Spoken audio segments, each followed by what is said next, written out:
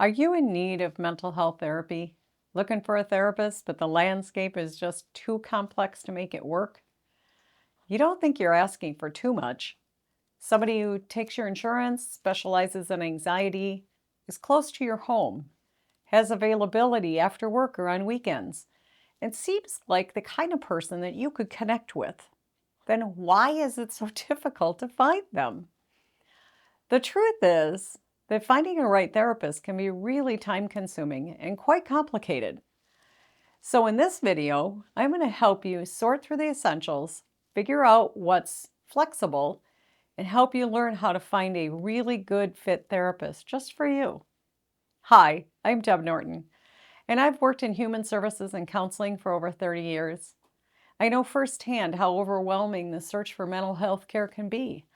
There's so many moving parts in a very complex industry. It's frustrating for you, I'm sure. And when you need support, the process of finding the help should not feel like another job. When people search for a therapist, they are oftentimes trying to match several criteria at once, whether the therapist offers in-person sessions, teletherapy, or both. If in person, what's their location? And what does that make your commute time? The therapist's gender or age range, and their areas of specialization, whether they accept your insurance, and whether they have availability that works for you. That's a lot of criteria. And it doesn't even include the most important aspect of therapy, whether you and your clinician are able to connect.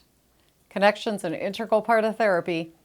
It includes feeling seen, heard, and safe working together. Safety allows people to open up and be honest with their therapist. It gives them the courage to delve into difficult subjects and do challenging therapeutic work. Research consistently shows that the connection is strongest contributor to positive therapy outcomes. So, how do you find a therapist who meets all of your criteria and your needs? Well, oftentimes you can't. And that's why the more flexible you are, the more likely you'll have a positive therapeutic experience. By separating your non-negotiables from your preferences, you can set yourself up to succeed. Your non-negotiables may be things like affordability, insurance coverage, and a feeling of emotional safety when you're working with the person. Your preferences, however, are going to be very different. They might include things like a narrow window of availability, a short commute, or a therapist of a certain age, gender, or ethnicity. Those preferences are valid, but when options are limited, you have to flex what is a priority versus what's a preference. Here's a real-world example. After an arduous online search, no therapist meets all of your criteria. So you decide to flex a little and give yourself a better chance to find a good fit. Maybe your therapist doesn't need to live that close to your home. If you're going to see them after work, maybe they could live closer to your job. You could find a younger male therapist that works with anxiety and is somewhat close by.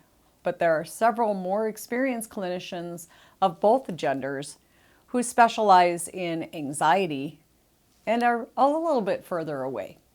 By trading off your commute time, you provide yourself with a bigger pool of choices. You quickly learn that after work is a very popular time for therapy. Most of the clinicians you've spoken with don't have any availability at that time. What you could do is teletherapy over lunch with one of them until your therapist gets a later opening. So after a few weeks, your therapist gets an opening at 6 p.m. on Tuesdays. You take that new spot that's close to your office, and you have time after work to grab some dinner and go to therapy on your way home. Problem solved. The goal is to let your priorities lead the search and not compromise what you truly need along the way. By flexing a little bit, you lower your risk of becoming stuck and you inch closer to finding that really great therapist just for you. I hope this video has helped you in the process of finding a new therapist. Get subscribed to my new channel, and in my next video, I'm going to tell you the truth about why it's so difficult to find a therapist who accepts your insurance.